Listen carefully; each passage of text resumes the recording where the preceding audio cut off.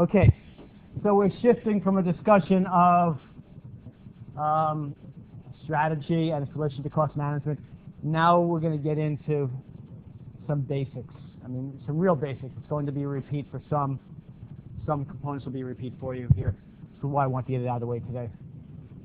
For some of you, though, maybe there'll be fresh parts in here.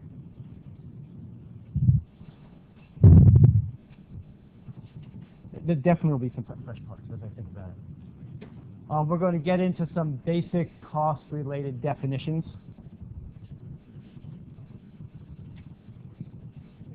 We'll talk about cost drivers and cost pools and cost objects. Those are probably terms you haven't heard, but they're important terms within cost accounting.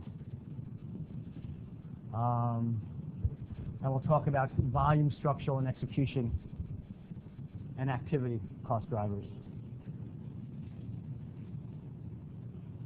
And we'll talk about it a little bit as it relates to product and service costing. Okay, the first set of terms that you all may or may not have heard before is variable versus fixed costs. Variable costs change as activity level changes. So they are cost is per unit. A fixed cost remains the same no matter what your activity level. So as you sell more units, your fixed cost per unit goes down because you're amortizing over more units. Okay, did I spend too much time on that? Hope not, because we're going to see it again. Fixed costs stay the same. Variable costs go up per unit at a constant rate. Now, if you look at variable and fixed costs, we talk about them as being linear. Really, they're not linear, but there's really only a relatively small relevant range that you're looking at for your company for that product. And so within that relevant range, it approximates linearity. So we simplify it to say within that relevant range, it is linear. So, but if the relevant range is wider, then you need to think about the nonlinear relationship between your costs and total output.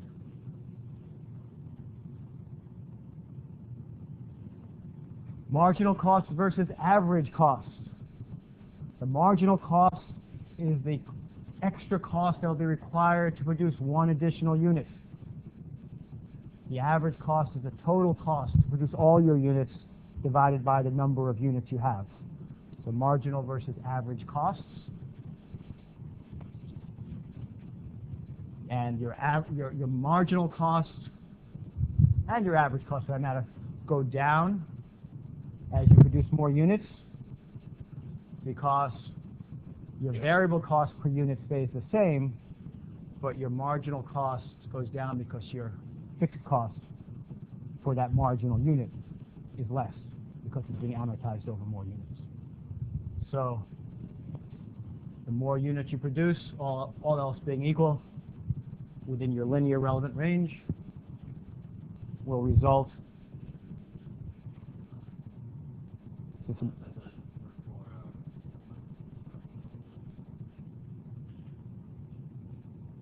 hit postpone. Okay? Does this make sense? Good.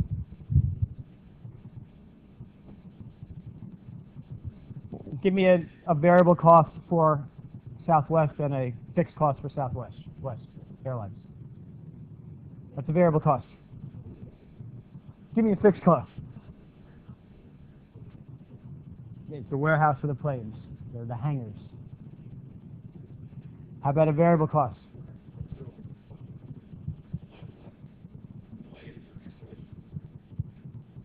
So a delay. If you think about the output being a flight, then the delay, I guess, would be a variable cost. Employee salary, you could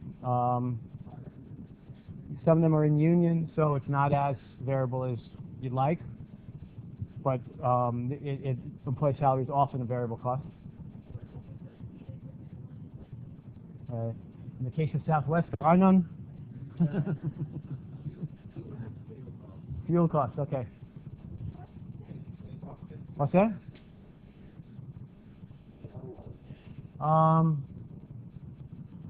Is it fixed or is it?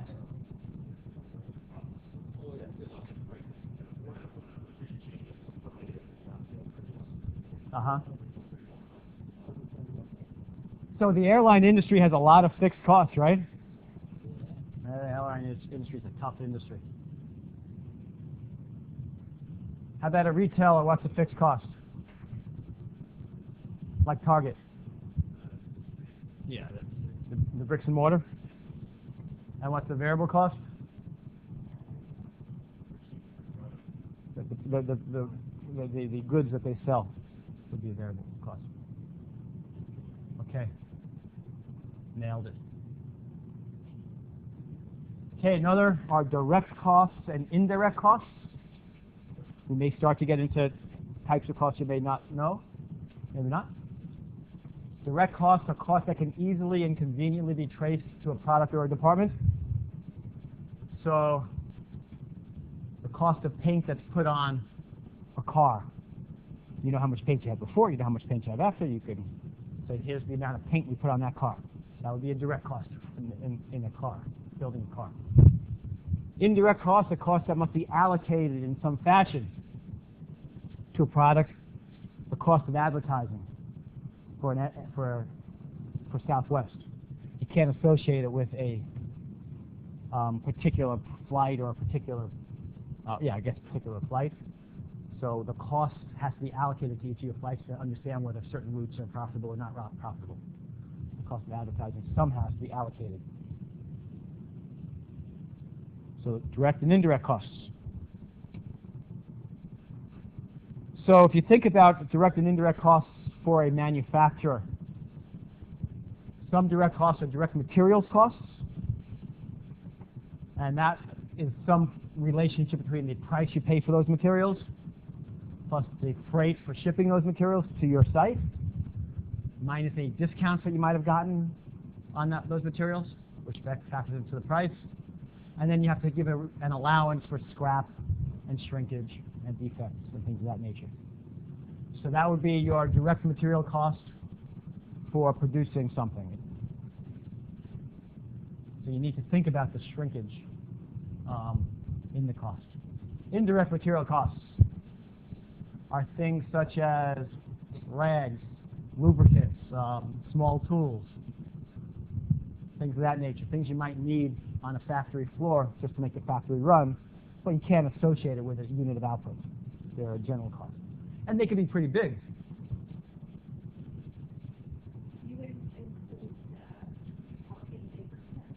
No, because these are direct material costs. These are indirect material costs, so it's not labor. We're going to get to that in the next slide. We differentiate materials from labor. I mean, you might also have electricity and things like that would be in here. So direct labor and indirect labor is its own category. So direct labor are those labor units that can be easily associated with a unit of output. So the wages plus any allowance for non-productive time. Many of you, if not most of you, will be working at accounting firms. Direct labor is the major cost in an accounting firm. And depending upon your seniority level in the firm, they expect a junior person to be about 120% chargeable. And as you get more and more senior, less and less chargeable, with other time being spent for other things. 120 is never facetious, but it's going to be close to 100. But you need to think about vacation time and things like that as you develop the percent chargeability. Indirect labor could be things like a supervisor can't be associated with an individual product, just generally associated with the factory.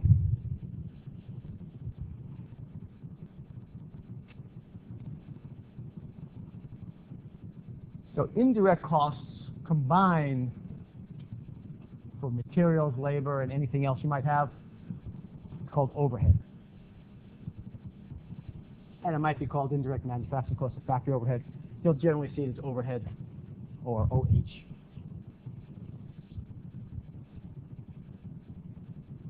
So you now have three main types of costs: direct materials, direct labor, and overhead. You might see this from time to time. Direct labor and direct materials are sometimes called prime costs when combined. We'll definitely be working with this. Direct labor plus overhead are often called conversion costs. The cost of converting a raw material to a product. Think of it that way. So those are some terms that you need to know. Then there are controllable and uncontrollable costs. So when you're trying to, when you're compensating somebody on their success or failure in doing their job, a manager on their success or failure, you'd like to compensate them on controllable costs. Because it's tough to blame somebody or reward somebody for things that were out of their control. So the cost of the food used in a restaurant, the manager can have something to do with that. How is that manager handling shrinkage and waste and quality and things of that nature? That's controllable. But the cost of national advertising would not be controllable by a manager in a specific location. That would be non-controllable costs. So when you evaluate them, you don't want to be thinking about that cost as to whether or not they're succeeding at their job. That's controllable and non-controllable.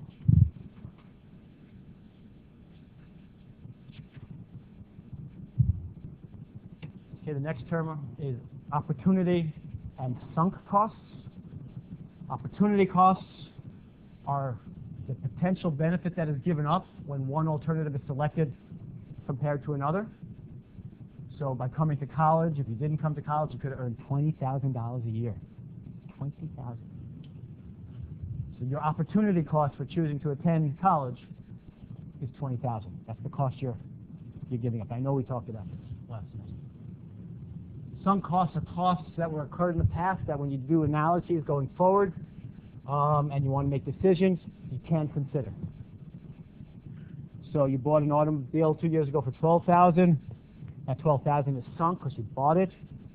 Whether you drive it, whether you park it, whether you trade it, whether you sell it, or whatever you're going to do with it, you still have already spent that $12,000. That's a sunk cost. You take it out of your analyses, unless you could sell the car, in which case it's not fully sunk. Okay? Product costs versus periodic costs. Product costs are the costs to complete the manufacturing steps in the value chain and to purchase and transport the product to the location of sale. In merchandising companies, so manufacturing companies do the development and then sell it. Merchandising firms are really only, they buy and then they sell. That's what a merchandiser does. So a Macy's, they don't actually manufacture things, they're a merchandiser. So their costs, product costs, are the cost to purchase and get it to location sale. Period costs are everything that's not a product cost, and it's all the other costs incurred in terms of managing and selling the product. Now let's call that a break point.